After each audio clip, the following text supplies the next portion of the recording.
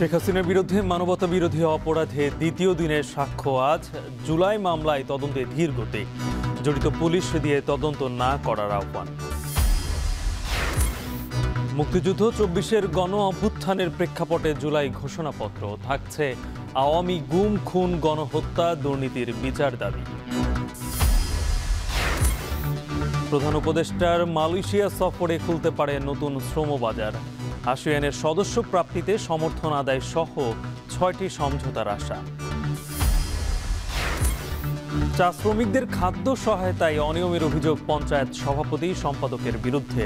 নগদ অর্থ পাচ্ছেন না প্রকৃত অসহায়রা। এবং সীমান্তে হত্যায় বিএসএফ এর কৌশলের পরিবর্তন। গুলির পরিবর্তে পাশবিক নির্যাতনে হত্যার অভিযোগ, অধরা চোরা কারবারিরা।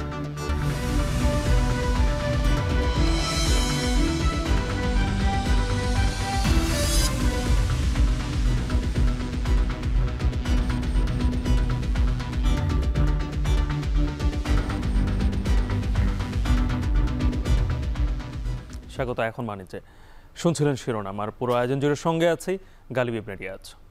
দেশের সবচেয়ে মজবুত আরএফএল ল্যাডার, যা 6061 গ্রেড অ্যালুমিনিয়ামে তৈরি। শক্তিশালী এমএস ক্রসবার নিশ্চিত করে সর্বোচ্চ নিরাপত্তা। RFL ladder. অসহযোগ আন্দোলন আর স্বৈরাচারী সরকার কবে পালাবে তা ঠিক হয়েছিল আজকের দিনেই। দেশ জুড়ে অসহযোগ আন্দোলনে বন্ধ ছিল দোকানপাট ও যান চলাচল। পুলিশের পাশাপাশি নামে আওয়ামী বাহিনীও। চারদিকে নিহত পরিবারগুলোর আহাজারি যেন সেদিন কাঁপিয়ে দিয়েছিল ক্ষমতার মসনদ। কারফিউ, শোক, প্রতিবাদ আর প্রতিরোধের স্মৃতির খবর জানাচ্ছেন শাহাদাত অপ্র।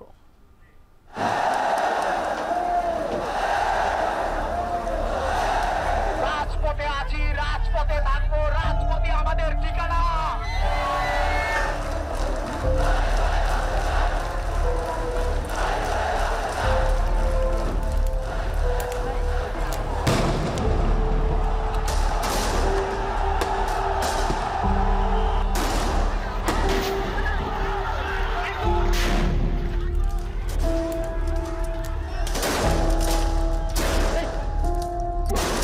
গেটের মোড়ে অনেক খারাপভাবে গুলি করতেছে, স্নাইপার দিয়ে গুলি করতেছে। এটা কি কোনো শাসক করতে পারে?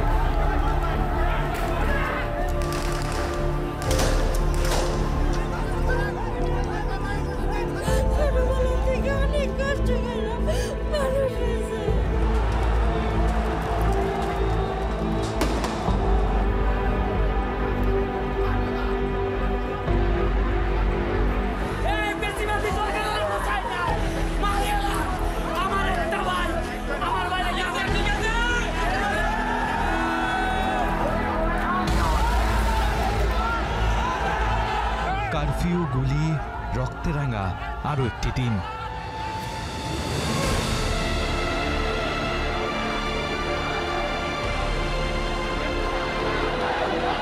তবু রাস্তায় ছাত্র জনতা, চলছে অসহযোগ আন্দোলন, বন্ধ দোকানপাট, যান চলাচল। তীব্র ক্ষোভ আর বিক্ষোভে উত্তাল বাংলাদেশ। রাজধানী থেকে মফস্বল সর্বত্রই এক দাবির প্রতিধ্বনি।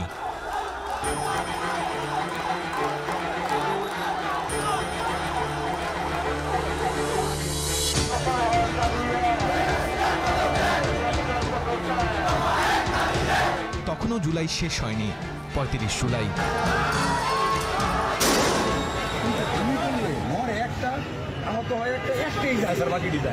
একজন মরে, সেই স্বরে আর কেউ সরে না বলা পুলিশের মনেও ভয়। তাই এই দিন অস্ত্র হাতে দেশের গুরুত্বপূর্ণ পয়েন্টে নেমেছিল আওয়ামী সন্ত্রাসীরা। ঢাকার বেশ কিছু রাস্তার উপর ফেলে রাখা হয় লাশ।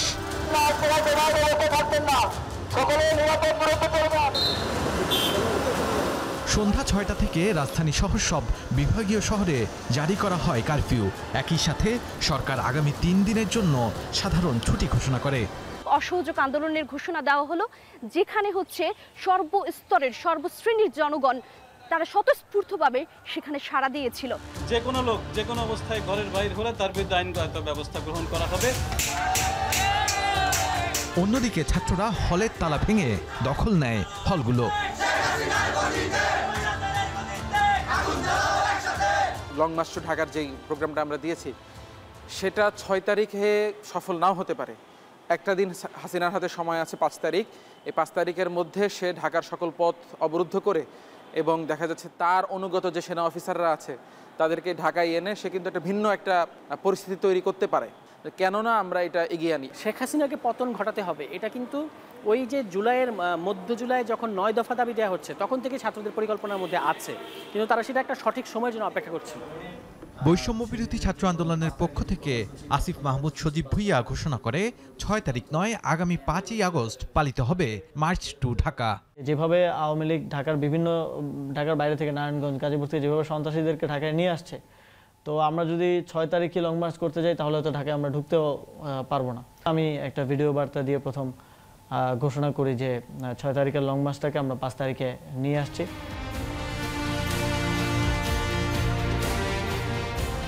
আমি যেখানে দাঁড়িয়ে আছি এখান থেকেই ঘোষণা করা হয়েছিল 1 দফার। এর পরবর্তী দিন 35 জুলাই যেই অসহযোগ আন্দোলনের ডাক দেওয়া হয়েছিল সেটিও এখান থেকেই। তবে 35 জুলাই ঠিক হয়েছিল আসলে কবে নতুন বাংলাদেশের নতুন ইতিহাস তৈরি হবে। মার্চ টু ঢাকার কি হবে পরিণতি তা দেখতে অপেক্ষায় 35 জুলাই।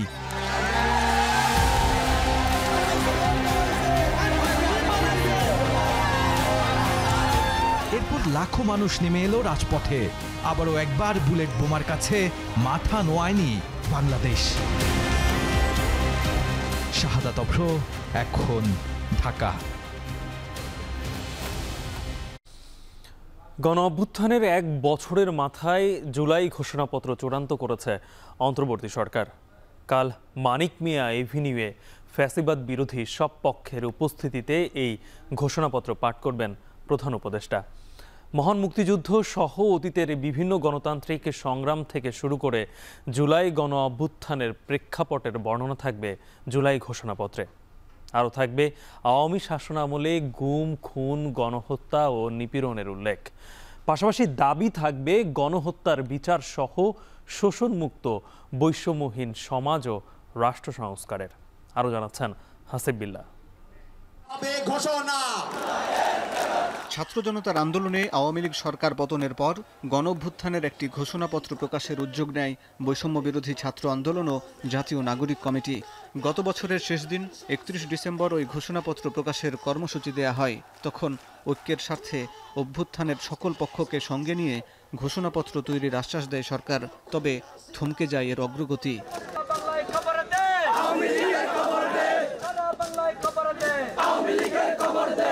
জুলাই গণহত্যার দায়ে আওয়ামী লীগকে নিষিদ্ধ এবং জুলাই ঘোষণাপত্রের দাবিতে গত 8ই মে প্রধান উপদেষ্টার বাসভবন যমুনা ঘেরাও করে এনসিপি, জামাত সহ কয়েকটি দলের নেতাকর্মীরা।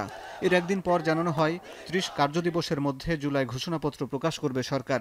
এই সময়সীমাও শেষ হয় গত 1 জুলাই। তবে জুলাইয়ের মাঝামাঝিতে মতামতের জন্য বিএনপি, জামাত এবং এনসিপির কাছে ঘোষণাপত্রের খসড়া পাঠায় সরকার। গণঅভ্যুত্থানের বর্ষপূর্তির দিন 5ই আগস্ট সংসদ ভবনের দক্ষিণ প্লাজায় জুলাই ঘোষণাপত্র প্রকাশ করবেন অন্তর্বর্তী সরকারের প্রধান উপদেষ্টা অধ্যাপক মোহাম্মদ ইউনূস। এই ঘোষণাপত্রের শুরুতে পাকিস্তানের স্বৈর শাসকদের বঞ্চনা, শোষণ, নির্বিচারে গণহত্যার বিরুদ্ধে 1971 সালের মুক্তিযুদ্ধের প্রেক্ষাপটের বিষয়টি উল্লেখ থাকছে। পরবর্তীতে 1975 সালে একদলীয় বাকশাল কায়েমের বিষয়টিও উল্লেখ থাকছে। সেই সাথে সিপাহী জনতার বিপ্লবে বাকশালের অবসান কিভাবে হয়েছিল সেটিও থাকছে জুলাই ঘোষণাপত্রে। 80-র দশকে সামরিক স্বৈর শাসনের বিরুদ্ধে ছাত্র জনতার সংগ্রাম ও 90-এর গণঅভ্যুত্থানকেও যুক্ত করা হয়েছে। 111-এর সেনা সমর্থিত তত্ত্বাবধায়ক সরকারকে সে সময় দেশি বিদেশি ষড়যন্ত্রের ফল হিসাবেও আখ্যা দেওয়া হয়েছে। এই ঘোষণাপত্রে যুক্ত থাকছে আওয়ামী লীগ শাসনামলের সীমাহীন দুর্নীতি, ব্যাংক লুট, অর্থ পাচার সহ বিভিন্ন অনিয়ম। বিগত 3টি জাতীয় সংসদ নির্বাচনকে প্রহসনের ভোট আখ্যা দিয়ে বলা হয়েছে আওয়ামী লীগ সরকার সেই ভোটের মাধ্যমে এদেশের মানুষকে ভোটাধিকার ও প্রতিনিধিত্ব থেকে বঞ্চিত করেছিল। শেখ হাসিনা সরকারের শাসনামলে বিরোধী মত, জনগণকে চরম নির্যাতন, নিপীড়ন, সরকারি চাকুরিতে একচেটিয়া দলীয় নিয়োগ ও কোটাভিত্তিক বৈষম্যের কারণে ছাত্র, চাকুরি প্রত্যাশী ও নাগরিকদের মধ্যে চরম ক্ষোভের বিষয়গুলো যুক্ত থাকছে ঘোষণাপত্রে।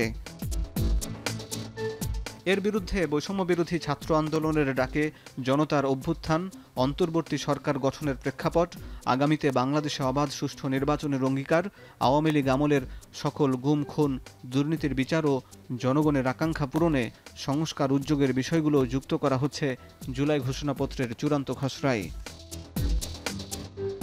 সবশেষ দফায় বলা হয়েছে, জুলাই ঘোষণাপত্র 2024 সালের 5 আগস্ট থেকে কার্যকর বলে গণ্য হবে। হাসিব বিল্লাহ, এখন, ঢাকা। জুলাই অভ্যুত্থানে গণহত্যায় মানবতা বিরোধী অপরাধের মামলায় আন্তর্জাতিক অপরাধ ট্রাইব্যুনালে সাবেক প্রধানমন্ত্রী শেখ হাসিনা সহ আসামিদের বিরুদ্ধে দ্বিতীয় দিনের মতো সাক্ষ্য গ্রহণ শুরু হবে আজ। এদিনও সাক্ষ্য দিতে পারেন জুলাই আহতরা। এর আগে রোববার প্রথম দিনের মতো শেখ হাসিনার বিরুদ্ধে সাক্ষ্য দেন জুলাই আহত খোকন চন্দ্র বর্মন এবং ট্রাইব্যুনালের সূচনা বক্তব্য সরাসরি সম্প্রচার করা হয়। জুলাই আগস্টের ঘটনায় আন্তর্জাতিক অপরাধ ট্রাইব্যুনালে এখন পর্যন্ত জমা পড়েছে বেশ কিছু অভিযোগ। এর মধ্যে শেখ হাসিনা, চাংখারপুল সহ 4টি মামলার আনুষ্ঠানিক বিচার শুরু হয়েছে। ইতিমধ্যে 2 জুলাই আদালত অবমাননার একটি মামলায় সাবেক প্রধানমন্ত্রী শেখ হাসিনাকে 6 মাসের বিনাশ্রম কারাদণ্ড দিয়েছেন ট্রাইব্যুনাল।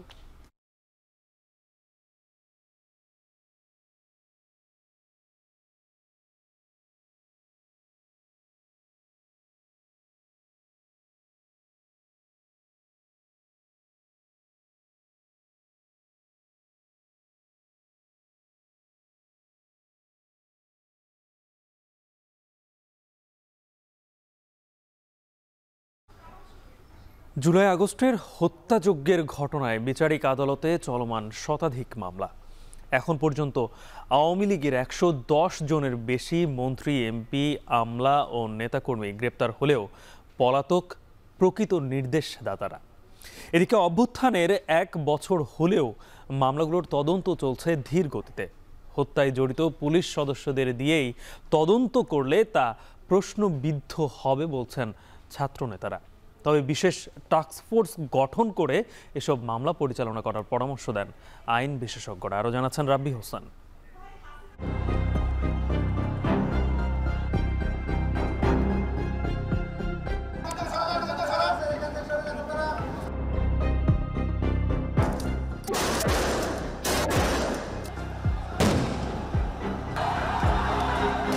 2024-এর 5 আগস্ট দুপুরবেলা বছরের পর বছর নিষ্পেষিত মজলুম জনতার স্রোত গণভবনের প্রাচীরের দিকে এগিয়ে গেলে বালির বাঁধের মতো ধসে পড়ে 15.5 বছরের বেশি একচ্ছত্র শাসন করা শেখ হাসিনার মসনদ।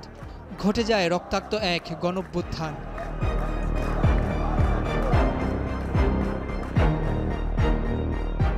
অভ্যুত্থানের পর 1,500-এর বেশি ছাত্র জনতাকে হত্যার ঘটনায় সারা দেশের বিভিন্ন থানায় ও আদালতের দ্বারস্থ হন শত শত শহীদের পরিবার। তাদের চোখে মুখে ছিল কেবলই বিচার পাবার আকুতি। যারা হত্যা করছে তাদের আমি বিচার চাই।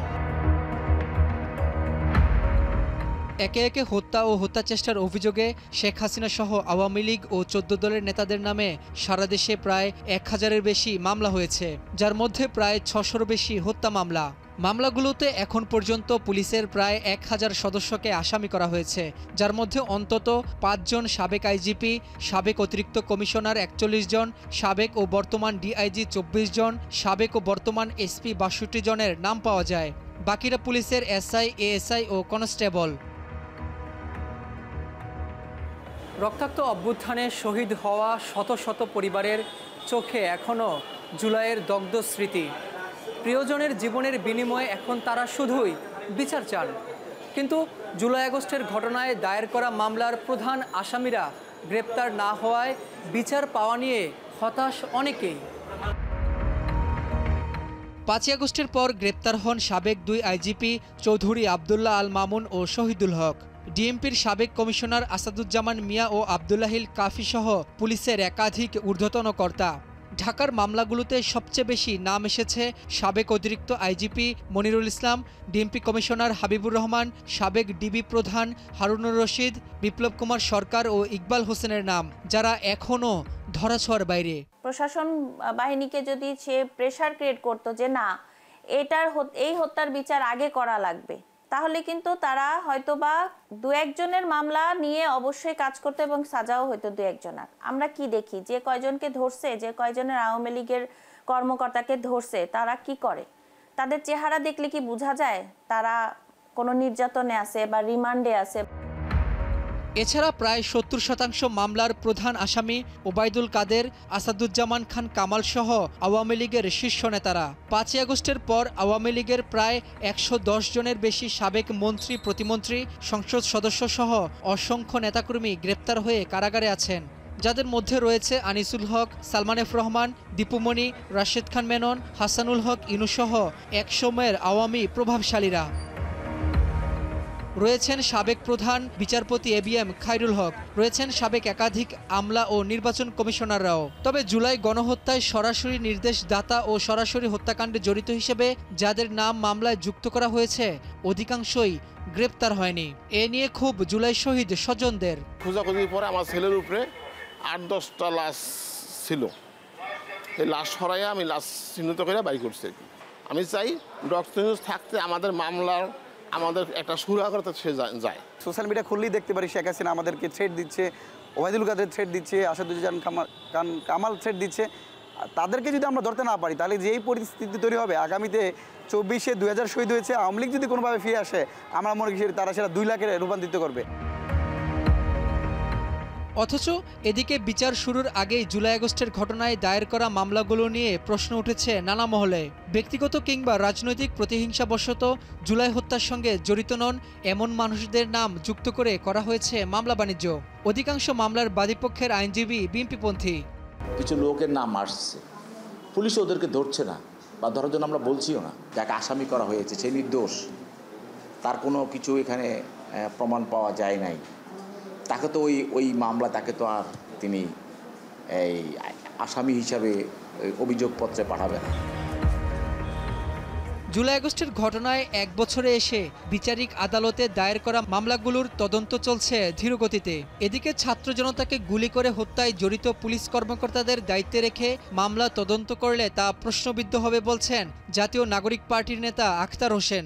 অভ্যুত্থানের সময়কালে যারা দায়িত্বে থেকে জনগণের পক্ষে অবস্থান না নিয়ে ফেসিবাদের পক্ষে থেকে মানুষের উপরে গুলি চালাতে হুকুম দিল, যারা সরাসরি গুলি করলো, এরকম আইনশৃঙ্খলা বাহিনীতে যারা আছে তারা, এবং আওয়ামী লীগের যারা কুখ্যাত সন্ত্রাসী নেতা, তারা কিন্তু দেশ থেকে পালিয়ে যাওয়ার মতো তারা সুযোগ পেয়েছে। এখনও যে ভারতের সঙ্গে এই সমাধানে পৌঁছা গেল না যে শেখ হাসিনাকে দেশের মধ্যে নিয়ে আসা প্রয়োজন, এবং শেখ হাসিনার সাথে আরও যেসব নেতারা ভারতে আশ্রয় প্রশ্রয়ে রয়েছেন, বিদেশে আশ্রয় প্রশ্রয়ে রয়েছেন, তাদেরকে যে আন্তর্জাতিক সংস্থাগুলোর মাধ্যমে দেশে ফিরিয়ে নিয়ে আসার উদ্যোগ, সে জায়গায় যে এখনও পর্যন্ত সরকারের কোনো অগ্রগতি নেই, এই বিষয়টা আমাদেরকে চূড়ান্তভাবে হতাশ করেছে।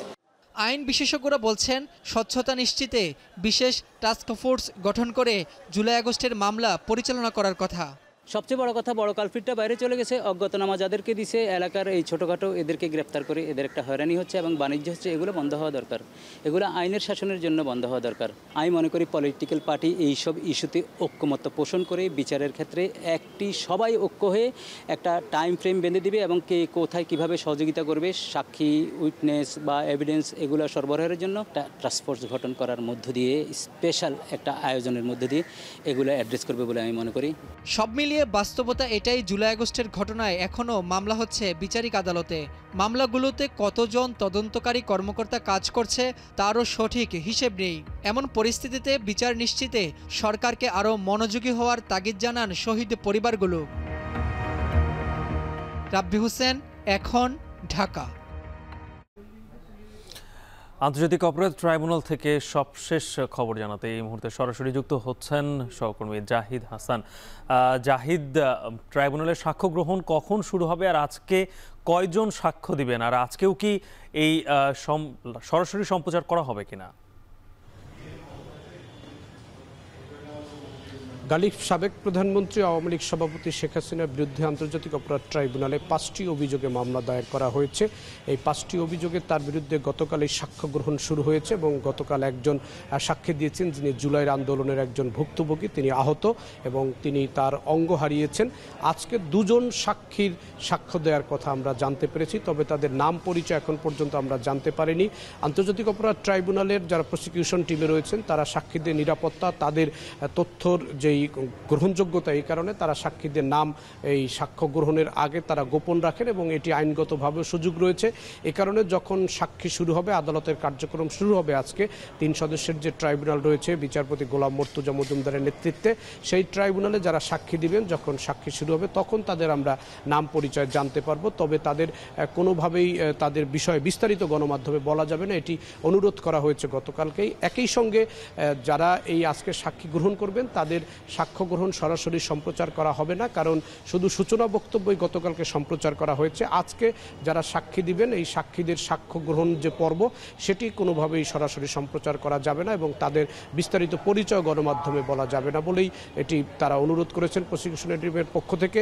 এবং নির্ধারিত যে সময়, সেই সময়ের মধ্যেই বিচারকরা বসার পরে কাজ শুরু হবে এবং বিচার কাজ শুরু হওয়ার পরে শেখ হাসিনার বিরুদ্ধে যে 5টি অভিযোগ আনা হয়েছে, আন্দোলনের রাজাকারের বলে শিক্ষার্থীদের উস্কানি দেয়া এবং তাদেরকে দমন করার জন্য পুলিশকে মারণাস্ত্র ব্যবহারের নির্দেশ দেয়া, আবু সাঈদের হত্যাকাণ্ড, আশুলিয়ায় 6 জনকে পুড়িয়ে হত্যা, হত্যার পরে তাদের লাশ মরদেহ পুড়িয়ে দেয়া এবং চানখারপুলে 6 জনকে হত্যা করা সহ যে 5টি অভিযোগ আনা হয়েছে, সেই 5টি অভিযোগে শেখ হাসিনার সঙ্গে আসামি রয়েছেন তার সরকারের সাবেক স্বরাষ্ট্রমন্ত্রী আসাদুজ্জামান খান কামাল, তার সময় তার সরকারের দায়িত্ব পালনকারী সাবেক আইজিপি চৌধুরী আবদুল্লাল মামুন, এই 3 জনকে আসামি করা হয়েছে। এর মধ্যে আবদুল্লাল মামুন তিনি রাজসাক্ষী হয়েছেন এবং রাজসাক্ষী হয়ে তিনি তার একটি ব্যাখ্যা, লিখিত ব্যাখ্যা তিনি ট্রাইব্যুনালে দিয়েছেন, যেটি ইতিমধ্যেই গণমাধ্যমে এসেছে।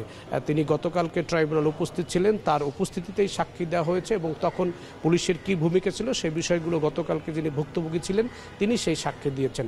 আজকে দুজন সাক্ষী তারা কোন বিষয়ে সাক্ষ্য দেবেন এবং তাদের কি বিষয়, কোন ঘটনার উপরে আনা হবে সেটি যখন সাক্ষী শুরু হবে তখন আমরা জানতে পারবো। গালিব। প্রধান উপদেষ্টার আসন্ন মালয়েশিয়া সফর ঘিরে উচ্ছ্বসিত প্রবাসীরা। তার এই সফর থেকে প্রত্যাশাও অনেক। ডক্টর ইউনূসের এবারের সফরের আলোচনার অন্যতম এজেন্ডা দ্বিপক্ষীয় বাণিজ্য বিনিয়োগ বৃদ্ধি, মানব সম্পদ উন্নয়ন ও আসিয়ানের সদস্য প্রাপ্তিতে মালয়েশিয়ার সমর্থন আদায়। এছাড়াও 6টি সমঝোতা সইয়ের কথাও রয়েছে। আরও জানাচ্ছেন শাহরিয়ার তারেক। সবকিছু ঠিকঠাক থাকলে আগস্টের 2য় সপ্তাহে মালয়েশিয়ায় 3 দিনের সফরে আসবেন প্রধান উপদেষ্টা অধ্যাপক ডক্টর মোহাম্মদ ইউনূস। সফরে দ্বিপক্ষীয় বাণিজ্য ও বিনিয়োগ, শ্রমিক নিয়োগে সংস্কার ও স্বচ্ছতা এবং বৈধকরণ বিষয়ে উচ্চ পর্যায়ে আলোচনা হবে। বাংলাদেশ যখন আসিয়ানের পূর্ণ সদস্যপদ পেতে জোর চেষ্টা চালাচ্ছে, তখন মালয়েশিয়ার প্রধানমন্ত্রীর আমন্ত্রণে এ সফর কূটনৈতিক দিক দিয়েও বেশ গুরুত্ব বহন করছে। 10 বছর পর নিজ দেশের সরকার প্রধানের এ সফর ঘিরে আশার আলো দেখছেন দেশটিতে বসবাসরত প্রায় 15 লাখ প্রবাসী। অবৈধদের বৈধতা পাওয়ার সুযোগ তৈরি করার দাবি তাদের। এছাড়াও পাসপোর্ট নবায়নে জটিলতা দূর করার পাশাপাশি ত্রয়োদশ সাধারণ নির্বাচনে তাদের ভোটাধিকার নিশ্চিত করার দাবি জানাচ্ছেন। অবৈধ প্রবাসীদের বৈধকরণ করতে হবে যত দ্রুত সম্ভব।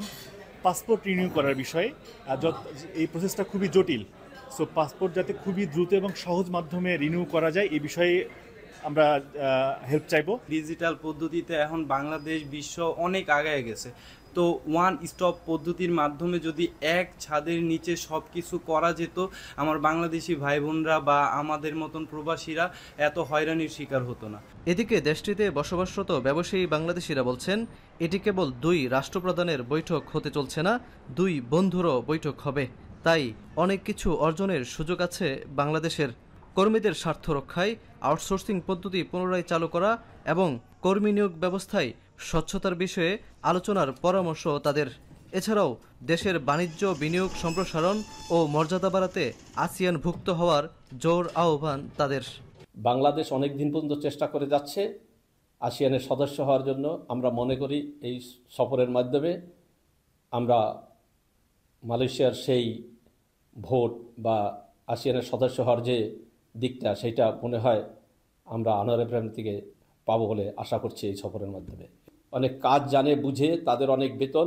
একজন লোক চলে গেলে মনে করি বাংলাদেশ থেকে কম হলেও প্রতি মাসে ৩,০০০ রিঙ্গিত মাইনাস হয়ে যাবে। সুতরাং এদেরকে যাতে করে বৈধ করা যায়, এই ব্যাপারে আমরা আশা করছি যে একটা ভালো ফল পাওয়া যাবে। অনেক লোক অবৈধ আছে, তাদেরকে প্রথমে বৈধতার জন্য একটা আমরা আশা করবো যে একটা বৈধতা দেওয়ার জন্য একটা আলোচনা যাতে করে এই গভর্নমেন্টের সাথে, যাতে আমাদের বাংলাদেশের অনেক ছেলেপেলে বৈধ। দ্বিপক্ষীয় বৈঠকে অর্থ পাচার ও রোহিঙ্গা সংকট নিয়ে আলোচনা হওয়ার কথা রয়েছে। সরকারের পাশাপাশি মালয়েশিয়ার সাবেক ও বর্তমান কয়েকজন শীর্ষ নেতৃবৃন্দের সাথেও বৈঠকে বসবেন প্রধান উপদেষ্টা। গুরুত্বপূর্ণ এ সফর প্রবাসী ও দেশের জন্য কতটা সুফল আনবে সেদিকেই দৃষ্টি সবার। শাহরিয়ার তারেক, এখন মালয়েশিয়া। মৌলভীবাজারের ৯২টি চা বাগান সহ দেশের ১৬৮টি চা বাগানে চা শ্রমিকদের জীবনমান উন্নয়নে আগে দেয়া হতো খাদ্য সহায়তা। এর বদলে গত বছর থেকে দেয়া হচ্ছে নগদ টাকা, কিন্তু তাতে ঘটছে ব্যাপক অনিয়ম। এক পরিবারের যেখানে একজনের নাম থাকার কথা, সেখানে রয়েছে একাধিক লোকের নাম, কিন্তু প্রকৃত অসহায় চা শ্রমিকরা ন্যায্য পাওনা থেকে বঞ্চিত হচ্ছেন। বিস্তারিত প্রতিবেদনে। লক্ষ্মী নুনিয়া চা বাগানের বাংলা টিলার বাসিন্দা। দীর্ঘদিন ধরে টানাপোড়ানের সংসারে ঠিকমতো পাচ্ছে না খাদ্য সহায়তার টাকা। লিস্টে নাম ছিল, বাকি তো আমি টাকা পাই না। অন্য সিস্টেমে টাকাটা গেছে, অন্য নম্বরে গেছে, আমার নম্বর বাদ। শুধু লক্ষ্মী নুনিয়া নয়, এমন অভিযোগ আরও অনেক চা শ্রমিকদের। এমনকি গত বছরে টাকাও পাননি অনেকেই। এমন অনৈতিক কাজের অভিযোগ রয়েছে সমাজ সেবা কর্মকর্তাদের বিরুদ্ধেও, যেখানে প্রতি ঘরে পর্যায়ক্রমে একজনের নাম দেওয়ার কথা থাকলেও ঘুরে ফিরে একই ব্যক্তি বা সামর্থ্যবানরা পাচ্ছেন অনুদানের টাকা। অনেক চা শ্রমিক আছেন যাদের তালিকায় নাম রয়েছে অথচ টাকা পাননি। আবার অনেকে টাকা দিয়েও সেটা আবার ফেরত নেওয়ার অভিযোগ রয়েছে। এদিকে শমশেরনগর চা বাগানের বড় লাইন ভুসিটিলার রামাকান্ত যাদবের টাকা চলে যায় বাগান সেক্রেটারি শ্রীকান্ত গোপাল কানুর ছেলের বিকাশ নাম্বারে। একই অবস্থা দীপালি ভরেরও। 1 বছরেও টাকা পাননি। পরের বছর বিষয়টি জানাজানি হলে টাকাটা ফেরত দেয়া হয়। 1 বছর 6 মাস বাদে টাকা আছে, এটা কি আমরা পাওয়ার উপযুক্ত নাই? লিস্টে আমাদের নাম আছে, পয়সা কিন্তু পাইছে। টাকাগুলো আমাদের বাগানের প্রেসিডেন্ট অজিত করির অ্যাকাউন্টে টাকাগুলো ঢুকতে আছে। বিকাশ নাম্বারগুলো তার ওই একান্ত নিজের প্রিয়জনের মানুষের নাম্বারগুলো। বিকাশ নাম্বার সব দিয়েছিলাম, আমি তো জানি যে আমার টাকাই আছে। এটা তারা ভাঞ্চাল করিয়া নিছে, যেটা আমি আর কিছু করার মতন নাই। হিসাবে আমাদের আলীনগর, শমশেরনগর এগুলা বাগান থেকে অনেক অভিযোগ আসছে। আমি ওদের সাথে কথাবার্তা বলছি যে এটা সঠিক তদন্ত করে যারা অন্যায়কারী তাদের দৃষ্টান্তমূলক শাস্তি হওয়া দরকার। লুহাউনি চা বাগানের পঞ্চায়েত সভাপতি ও শমশেরনগর চা বাগানের পঞ্চায়েতের সাধারণ সম্পাদক তাদের দোষ স্বীকার করে বলেন, অনেককেই দিতে হয়েছে সুবিধা, তাতেই এমন অবস্থার তৈরি হয়েছে। যে আমার নামে যে অভিযোগটা উঠেছে, সেই অভিযোগটা বাস্তবন মানে এটা ভুয়া, এই অভিযোগটা মিথ্যা। কমলগঞ্জ উপজেলা সমাজসেবা কর্মকর্তা ও উপজেলা নির্বাহী কর্মকর্তা জানান, পুরো তালিকাই করেছে বাগান পঞ্চায়েত, এখানে তাদের অনিয়ম নেই। এখন বিষয়টা হচ্ছে যে বিকাশ নাম্বারটা তো ওই ব্যক্তির, এখানে সমাজসেবার কোনো স্টাফের বা অফিসারের কোনো সম্পৃক্ততা নাই। ইভেন এই কমিটির যে সভাপতি, মানে কারোরই কোনো সম্পৃক্ততা নাই। বিকাশে টাকা চলে যায়, কার বিকাশে কে কয় টাকা গেল, কে টাকা তুললো, এটা তো তার ব্যক্তিগত অ্যাকাউন্ট, দায়টা তারই। আমরা ইতিমধ্যে বেশ কিছু অভিযোগ পেয়েছি যে বিকাশ নাম্বারের ভুল একই পরিবারের কয়েকজন সদস্য পেয়েছে, যা আসলে পেতে পারে না এবং সঠিক বিকাশ নাম্বারের মাধ্যমে দেওয়ার কথা। আমি এই বিষয়ে সমাজসেবা অফিসারকে পূর্বে থেকে বারবার এটাকে সতর্ক করেছি, যাতে এই ধরনের কোনো অভিযোগ, পূর্বেও এমন ঘটনা ঘটেছিল আমি শুনেছিলাম, যাতে এমন না হয় আমাদের এই অর্থ বছরে। জেলা প্রশাসক জানান, এই বিষয়ে যথাযথ অনিয়মের প্রমাণ পেয়ে 2 জনের বিরুদ্ধে ব্যবস্থা নেওয়া হয়েছে, বাকিদেরও শাস্তির আওতায় আনা হবে। একটা বাগানের স্থায়ী শ্রমিকের যে তালিকা আছে, তারা সেখান থেকে যে তাদের যে সাপ্তাহিক যে মজুরি দেয়, আমরা সেই তালিকাটাকেই আমরা অগ্রাধিকার দিচ্ছি এবং সেই অনুযায়ী আমরা তদন্ত করে আমরা ব্যবস্থা নেব। যদি কোনো অনিয়ম যদি পরিলক্ষিত হয়, অসামঞ্জস্যতা পরিলক্ষিত হয়, তার বিরুদ্ধে ফৌজদারি মামলা সহ আইনগত ব্যবস্থা নেওয়া হবে। চলতি বছর সমাজসেবা অধিদপ্তর থেকে চা শ্রমিকদের জীবনমান উন্নয়নে 6,000 টাকা করে 35,704 জনের মধ্যে অনুদান দেয়া হবে। এর মধ্যে 35,683 জনের মধ্যে অনুদানের টাকা বিতরণ করা হয়েছে। এখন মৌলভীবাজার। কাপ্তাই হ্রদের পানি বাড়ায় কর্ণফুলী বিদ্যুৎ কেন্দ্রের কাপ্তাই বাঁধের ১৬টি জল কপাট খুলে দেওয়ার সিদ্ধান্ত কার্যকরের বিলম্ব হতে পারে বলে জানিয়েছেন কর্তৃপক্ষ। দুপুর ২টার দিকে হ্রদের পানির স্তর পুনর্যাচাই করে নতুন সময়সীমা নির্ধারণ করা হবে। এর আগে বিকেল থেকে গেটগুলো ৬ ইঞ্চি করে খুলে দেওয়ার সিদ্ধান্ত ছিল। কাপ্তাই থেকে এ নিয়ে বিস্তারিত জানাতে সরাসরি যুক্ত হচ্ছেন সহকর্মী জিয়াউর রহমান জুয়েল। জুয়েল, জলকপাট খুলে দেওয়ার সিদ্ধান্তে বাঁধের উজান ও ভাটি অঞ্চলে কি প্রভাব পড়তে পারে আর কখন নাগাদ আসলে এই সিদ্ধান্ত আসতে পারে? গালিব, আপনি জানেন যে গত কয়েকদিনের থেমে থেমে যে ভারী বৃষ্টিপাত, একই সঙ্গে উজান থেকে নেমে আসার ঢলে যে কাপ্তাই হ্রদের যে পানির উচ্চতা সেটি বেড়ে গিয়েছিল। আমরা গতকাল সন্ধ্যা ৬টা পর্যন্ত যে তথ্য জানতে পেরেছি, সেখানে বলা হচ্ছে যে ১০৭ ফুট উঁচু স্তর হয়েছে পানি। মূলত কাপ্তাই হ্রদের যে পানির ধারণ ক্ষমতা সেটি ১০৯ ফুট। ১০৮ ফুট হলেই মূলত বিপদ সীমা হিসেবে গণ্য করা হয় এবং এরপরেই মূলত পানি ছেড়ে দিয়ে উজান এবং যে ভাটি অঞ্চল, দুটি অঞ্চলের আসলে যে বন্যা পরিস্থিতি সেটি আসলে নিয়ন্ত্রণ করে থাকে কর্তৃপক্ষ, বাঁধ কর্তৃপক্ষ।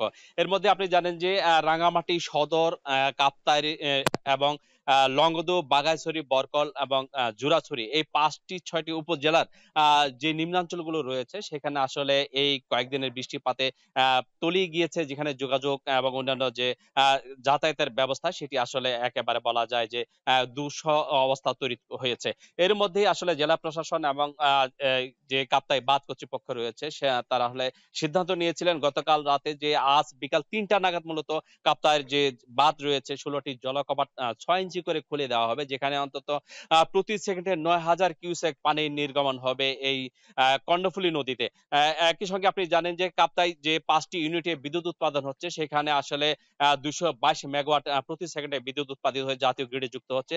সেখানেও ৫টি ইউনিটে ৩০,০০০ কিউসেক পানি প্রতি সেকেন্ডে এই কাপ্তাই হ্রদ থেকে বেরিয়ে যাচ্ছে। এই যে অবস্থা, আসলে এখন পর্যন্ত যে পানির উচ্চতা সেটি আসলে ২টা নাগাদ আবার একবার যাচাই করে কর্তৃপক্ষ নতুন করে সিদ্ধান্ত জানাবেন যে কবে নাগাদ পানি ছেড়ে দেওয়া হবে। রাঙামাটি থেকে এই ছিল আমার কাছে সবশেষ। গালিব। কাপ্তাই হ্রদের পানি বৃদ্ধি পাওয়ায় ১৬টি জলকপাট খোলা হবে কি হবে না সে বিষয়ে সর্বশেষ জানাচ্ছিলেন সহকর্মী জিয়াউর রহমান জুয়েল। এদিকে সুনামগঞ্জে বিশ্ববিদ্যালয় শিক্ষার্থী ও বাস শ্রমিকদের দ্বন্দ্বে গতকাল রাত থেকে দূরপাল্লার বাস বন্ধ রেখেছে পরিবহন মালিক শ্রমিকরা। নতুন বাস স্টেশন থেকে নিয়ে সরাসরি জানাতে যুক্ত হচ্ছেন সহকর্মী লিপসন আহমেদ। লিপসন, বাস বন্ধ থাকে যাত্রীরা কি বলছেন আর এই দ্বন্দ্ব নিরসনে কোনো তৎপরতা কি এখন পর্যন্ত আপনার চোখে পড়েছে? আচ্ছা ডালিম, শুরুতে যদি বলি, আমরা কিন্তু আগের সংবাদে বলেছিলাম যে সুনামগঞ্জে কিন্তু দূরপাল্লার বাস গতকাল রাত থেকে আসলে চলাচল করছে না। বিশেষ করে আজকে সকালে কিন্তু আমরা পৌর শহরের যে দুটি বড় বাস স্টেশন এলাকা রয়েছে সেখানে কিন্তু আসলে এসে দেখেছি যে বড় যে যানবাহনগুলো রয়েছে, অর্থাৎ বাস থেকে শুরু করে সিএনজি, এই সবগুলোই যানবাহন কিন্তু আসলে বন্ধ রয়েছে। তারপরও কিন্তু আসলে যারা আসলে সিএনজি দিয়ে আসলে তাদের গন্তব্যে পৌঁছাতে চাচ্ছেন তারা কিন্তু আসলে ঠিক পৌর শহরের যে মল্লিকপুর এলাকা, যে নতুন বাস স্টেশন এলাকা রয়েছে সেখানে এসে কিন্তু আসলে যে শ্রমিকরা রয়েছেন তারা কিন্তু পিকেটিং করছেন, আর এতে কিন্তু তাদের যে গন্তব্যস্থানে যাওয়া হচ্ছে না। এতে কিন্তু চরম ভোগান্তির মধ্যে পড়েছেন যাত্রীরা। বিশেষ করে যদি বলি, এই যে দ্বন্দ্ব শিক্ষার্থী শ্রমিক, এই দ্বন্দ্বের নিরসনে আমরা যতটুকু শ্রমিকদের পক্ষ থেকে খবর পেয়েছি যে জেলা প্রশাসনের পক্ষ থেকে কিন্তু 11:30 থেকে 12টার ভিতরে একটি বৈঠক হওয়ার কথা রয়েছে। যদিও সেই বৈঠকে যদি শ্রমিকরা তাদের যে দাবি, সেই দাবিতে যদি আশ্বস্ত হন তাহলে কিন্তু তাদের এই কর্মবিরতি তারা প্রত্যাহার করবেন। যদি তারা আশ্বস্ত না হন তাহলে কিন্তু তাদের যে এই যে কর্মবিরতি সেটা কিন্তু তারা চালিয়ে যাবেন। তবে এখানকার স্থানীয়রা যেটি বলছেন, অর্থাৎ ভোগান্তিতে পড়া যাত্রীরা যেটি বলছেন যে এই যে তুচ্ছ একটি বিষয় নিয়ে, অর্থাৎ গতকালকে কিন্তু শিক্ষার্থীরা এই বাস স্টেশন এলাকা থেকে কিন্তু আসলে বাসে করে কিন্তু তাদের যে অস্থায়ী ক্যাম্পাস রয়েছে, অর্থাৎ সুনামগঞ্জ বিজ্ঞান প্রযুক্তি বিশ্ববিদ্যালয়, সেখানে আসলে তারা গিয়েছিলেন। সেখানে আসলে 15 টাকা ভাড়া নিয়ে কিন্তু আসলে হেল্পার আর শিক্ষার্থীদের মধ্যে কিন্তু আসলে কথা কাটাকাটি হয়ে এক পর্যায়ে কিন্তু শিক্ষার্থীরা ওই হেল্পারকে মারধরের অভিযোগ এনে কিন্তু আসলে মূলত এই আজকের এই কর্মবিরতি। তবে সাধারণ মানুষরা যেটি বলছেন যে তুচ্ছ ঘটনাকে আসলে যত দ্রুত সম্ভব প্রশাসন যাতে নিরসন করে এই যে ভোগান্তি, এই ভোগান্তি থেকে যাতে তাদেরকে মুক্তি দেওয়া হয়। ডালিম। চট্টগ্রামের খাতুনগঞ্জের পাইকারি বাজারে কয়েকদিনের ব্যবধানে কেজিতে 10 টাকা পর্যন্ত বেড়েছে পেঁয়াজের দাম। পাশাপাশি কেজিতে 80 টাকা পর্যন্ত বেড়েছে চায়না আদার দামও।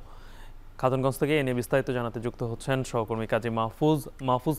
হঠাৎ পেঁয়াজ ও আদার দাম বৃদ্ধির কারণ কি, এ নিয়ে ক্রেতা বিক্রেতারা কি বলছেন?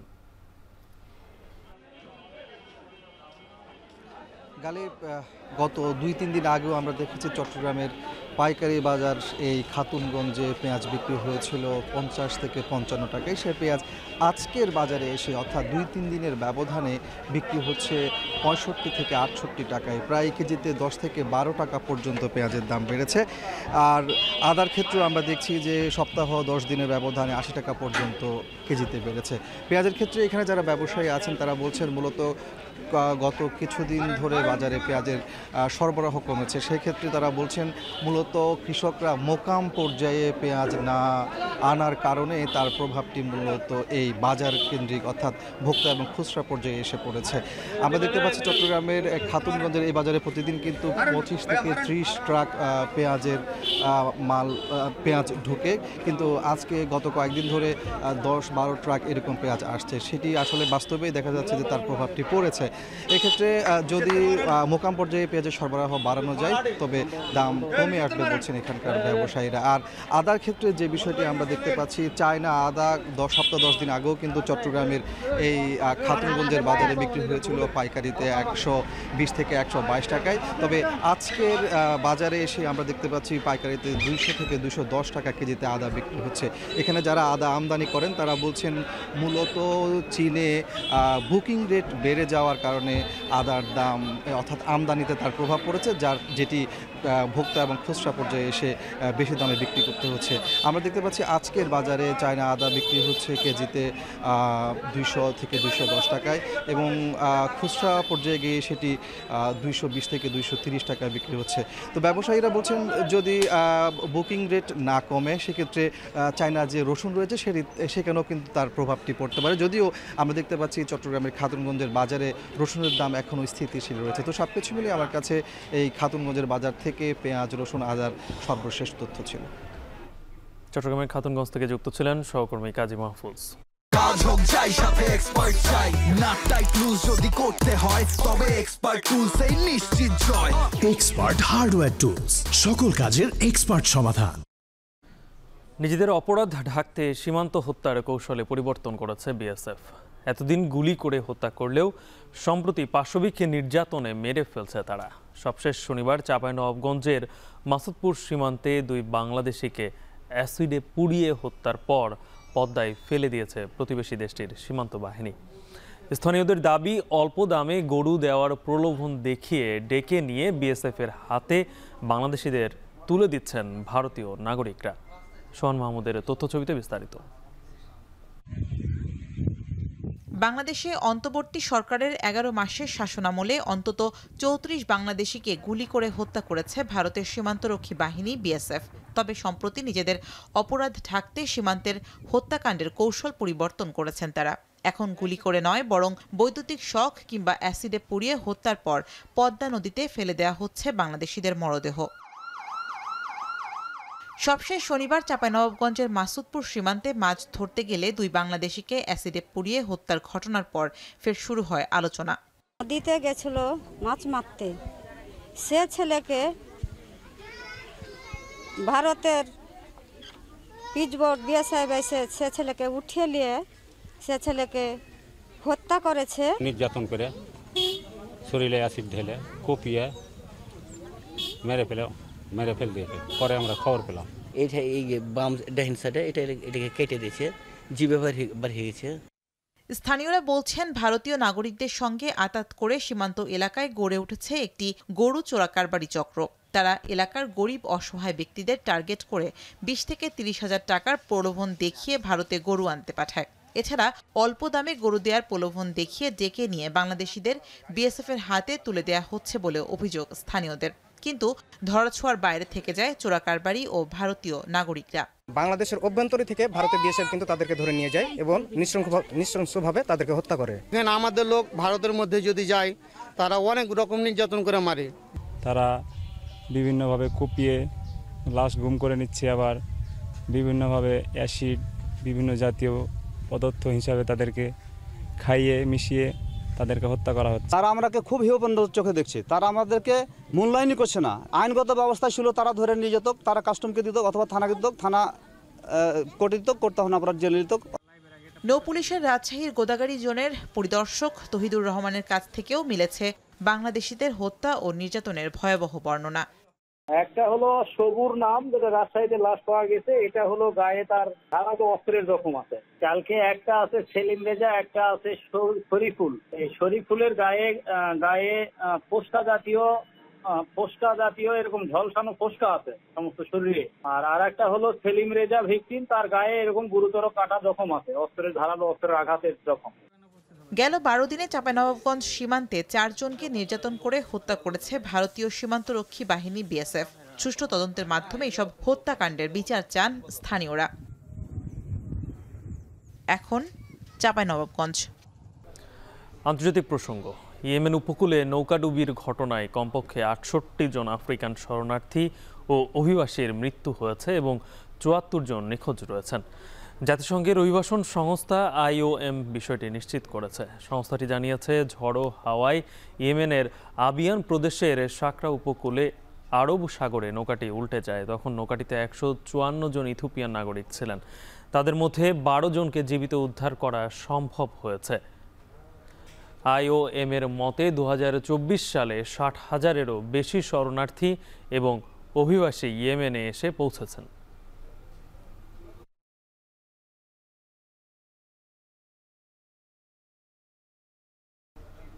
শিরোনামগুলো আরও একবার। শেখ হাসিনার বিরুদ্ধে মানবতা বিরোধী অপরাধে দ্বিতীয় দিনের সাক্ষ্য আজ। জুলাই মামলায় তদন্তে ধীর গতি, জড়িত পুলিশ সে দিয়ে তদন্ত না করার আহ্বান।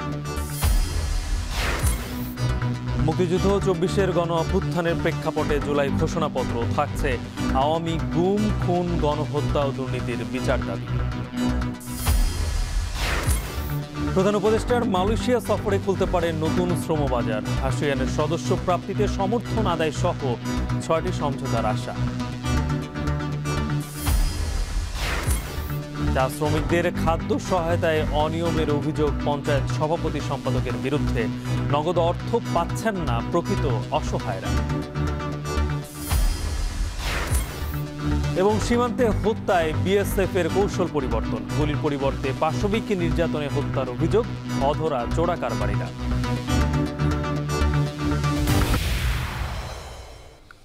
এই ছিল এখন বাণিজ্যের আয়োজন। এখন টেলিভিশন ওয়েবসাইটে দেখতে ভিজিট করুন এখন.tv, ফেসবুকে চোখ রাখুন facebook.com/tv.এখন, আর ইউটিউবে লাইভ দেখতে ভিজিট করুন youtube.com/এখন।